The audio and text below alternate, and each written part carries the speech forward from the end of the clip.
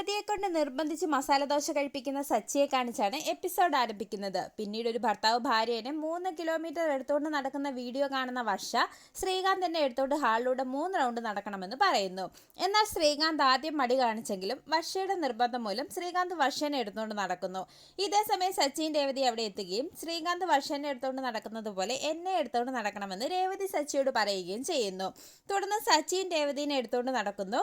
ഇതേസമയം സുധിയും ശ്രുതിയും അവിടെ എത്തുന്നു. തുടർന്ന് എന്നെ അതുപോലെ എടുത്തുകൊണ്ട് നടക്കണമെന്ന് ശ്രുതി പറയുന്നതിനെ തുടർന്ന് സുധിയും സുധീനെ എടുത്തുകൊണ്ട് നടക്കുന്നു.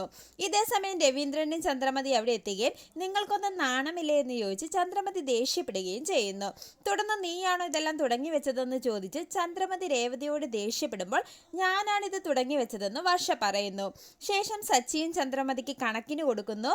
പിന്നീട് മുറിയുടെ പേരിൽ പ്രശ്നം വീണ്ടും രൂക്ഷമാവുകയും ശ്രീകാന്ത് സുധിയും തമ്മിൽ വഴക്കുണ്ടാക്കുകയും അതിനെ തുടർന്ന് ഞങ്ങൾക്കിനി മുതൽ മുറി വേണ്ട എന്ന് സച്ചിയും രേവതിയും പറയുകയും ചെയ്യുന്നു. ശേഷം മുറിയുടെ കാര്യത്തിൽ ഇന്ന് തന്നെ ഞാനൊരു തീരുമാനമുണ്ടാക്കുമെന്നും എല്ലാവരും ഫ്രഷായിട്ട് ഹാളിലേക്ക് വരാനും രവീന്ദ്രൻ പറയുന്നു.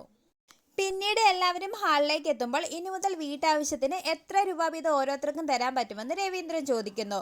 തുടർന്ന് ശ്രുതിയുടെ നിർബന്ധം മൂലം ശ്രുതി 8000 രൂപയും രേവതി പറഞ്ഞതനുസരിച്ച് സച്ചി 10000 രൂപയും ശ്രീകാന്ത് 10000 രൂപയും തരാമെന്ന് പറയുന്നു. ശേഷം മാസം 2000 രൂപ വീതം ഞാനും തരാമെന്ന് രേവതി പറയുമ്പോൾ ചന്ദ്രമതി രേവതിനെ കളിയാക്കുകയും ദേഷ്യപ്പെടുകയും ചെയ്യുന്നു. ഇത് കേട്ട് സച്ചി ചന്ദ്രമതിക്ക് കണക്കിന് കൊടുക്കുന്നു.